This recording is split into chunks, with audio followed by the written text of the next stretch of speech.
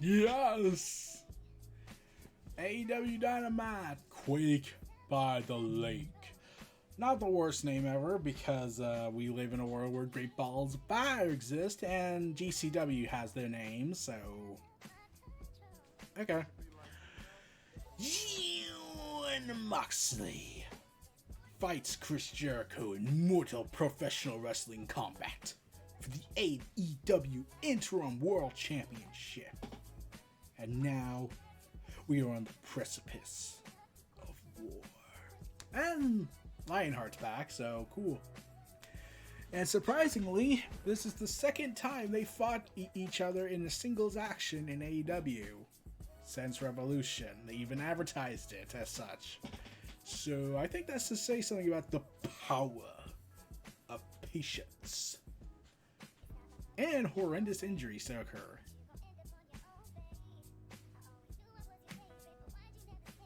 So anyways.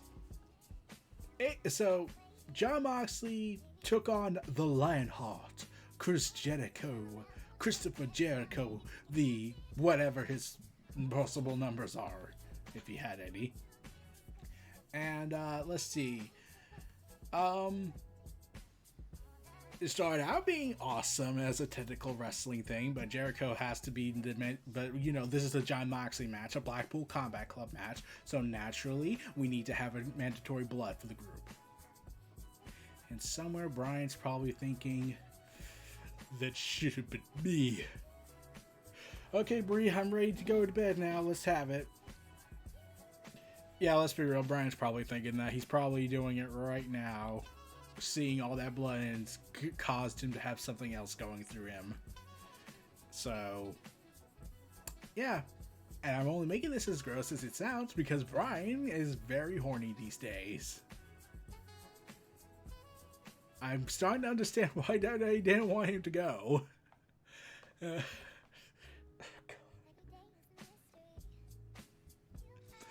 He makes this too easy to do. So, yeah. Chris Jericho pulls out Jon Moxley's earring, so naturally TNT and TBS are going to be like, look, no smoking, we're good with it.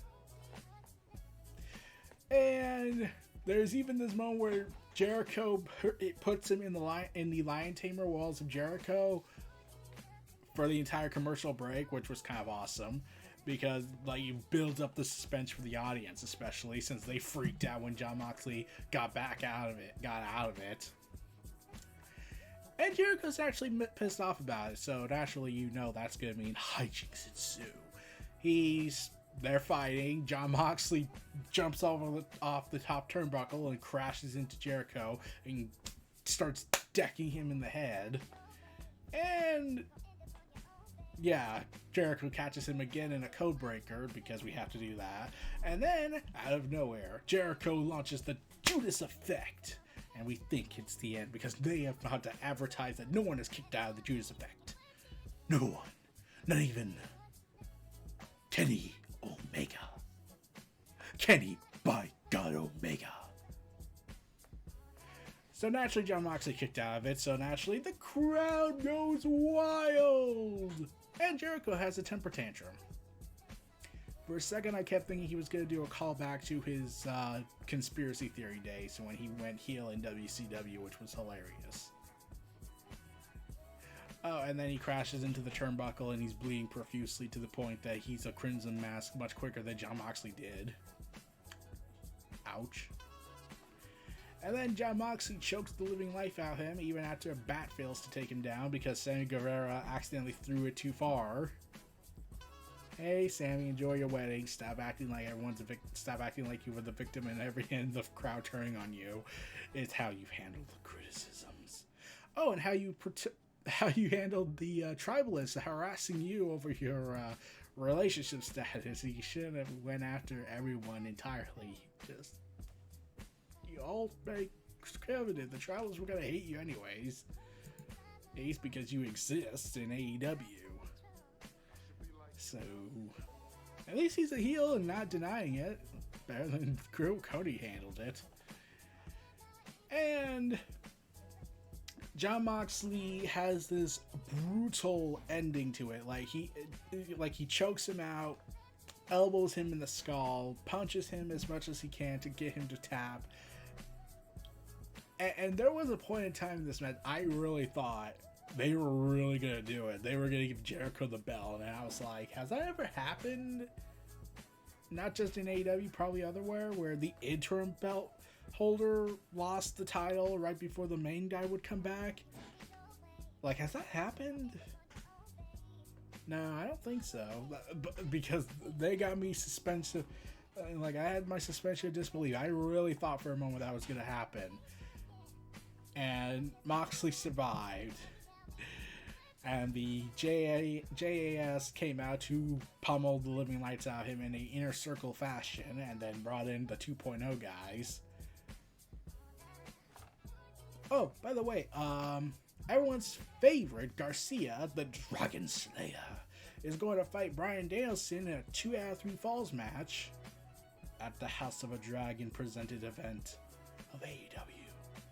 Which tells you how much Warner Bros. Discovery values AEW. And that they're not pulling them off the air, and they're definitely probably getting more viewership on just streaming, and probably less than viewership on TV, because if they weren't, then why is the House of the Dragon being there, being like, okay, we have a few weeks before the House of the Dragon, we need to promote it with the best content. How many viewerships do we have? AEW is our most consistent. Let's do it. So, yeah. That should tell us the confidence AEW is given by Warner Bros. Discovery. Hopefully that means more money, and Rampage moves to a different time slot and is given 2 hours at least to between 6 to 8, and then prelude to SmackDown it. Please. So, the Blackpool Combat Club, Eddie Kingston and his buddies come out to try and save the day, only to get their asses kicked. And then Eddie Kingston was having to realize something right beforehand. It's like, God damn it, it happened, didn't it? Because not only does now Eddie Kingston have to realize he's working with, he's buddies with Jon Moxley, who's buddies with Bryan, who's buddies with Claudio, but now he has to realize, oh God, CM Punk came and saved my ass. Because CM Punk returns, charges down that ring, causes an earthquake to happen, justifying the name of the event because Kenny Omega sadly didn't come back. That was my prediction, at least, because this is specifically because it was in the Target Center, where Kenny Omega lost to Hangman and Page, which would have been poetic timing. But we'll see what happens next week as the Trios tournament commences. So Punk is back. He beats down the JAS, and Jericho. Oh, Jericho's pissed. So I'm pretty sure we're gonna see Jericho versus Punk one more time before All Out, I believe. And Moxley and Punk stare at each other, and it was like, man, it's really been that long between the two. It's kind of surreal a little bit. Since they last fought each other back in when they were CM Punk and Dean Ambrose. And now Punk faces a deadly opponent. He faces Jon Moxley. And Jon Moxley is ready for violence. So naturally he does the middle finger to Punk, because that's just who Jon Moxley is, and then walks out. As Punk goes ahead and celebrates, saying, I'm back! I'm back! And I'm better than ever. I know Eric Bischoff's probably going to be pissed that I played his song, that I'm playing his song a little bit while on an AEW programming, since he hates those guys now, since Tony Khan had to point out the obvious about wrestling politics with Ted Turner. Man, that was a bad day for everyone. So yeah, Punk. I wouldn't be surprised if they bring Punk in to fight Chris Jericho one more time heading into All Out. Or they'll do a tag match. I would honestly hope they do a tag match. Punk and Mox versus Jericho and Garcia. Just do it. Do it!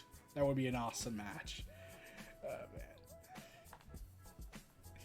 Then you could probably do a singles match to gauge Punk's chances since he, shattered his foot by accident. So, yeah. Punk is back, everybody. We rejoice. There was much rejoicing. Like, the crowd erupted. And Eddie Kingston's probably in the backstage right now thinking, this son of a bitch, he save me. He doesn't save me. I'm gonna have my revenge soon. Once he loses to MJF, I'm gonna take the title and I'm gonna whack his head in with it. Still thinking on that, unless MJF leaves.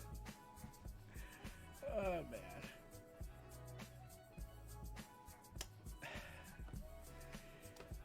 Man, All Out's back on the hype train.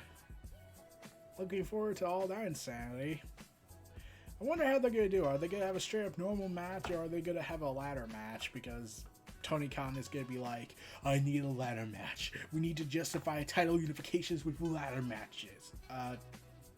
Tony, Punk just came back from his shattered foot. We can do it. I am high on drugs. Plus, it would be awesome. Okay. So, yeah. Punk, welcome back. Jon Moxley, Chris Jericho, you guys knocked it out of the park. In fact, I think it's actually better than the first match between them in AEW. That's saying something. And this was on free TV. And yeah, it really got me good with the thought of, this could actually go a different way. Jericho could actually win. And plus, I actually could have imagined it happening because Jericho has a history with Punk, and really, I could imagine them trying to have Jericho and Punk be the main event because of their established history. Jericho's a much safer opponent for Punk, especially if he's coming back from a shattered foot. So, yeah, it would have made sense in my mind if they did that. It would have been surprising, too. Popped a rating, probably. So, yeah. Punk is back. Mox and Punk is the next big chapter event for them. I'm looking forward to that match. That's going to be awesome. And, man, what's going to happen after? Like, after Punk wins, because that's clearly going to be the route, I'd be surprised if they keep Jon Moxley as the undisputed champ. Does MJF come back, and he lasts until Full Gear, and then we move on to MJF's reign of terror as he holds the title hostage, and then eventually, hoping at least Eddie Kingston fulfills my prophecy of 2023 being the guy of the 99%, taking down the 1% snob. You are beneath me. You are mid. So, yeah, I'm honestly hoping that is the route because that would make so much sense. Plus, it would be a perfect mirror to Dusty Rhodes and Ted DiBiase's feud. The common man working hard with his hands and the aristocrat.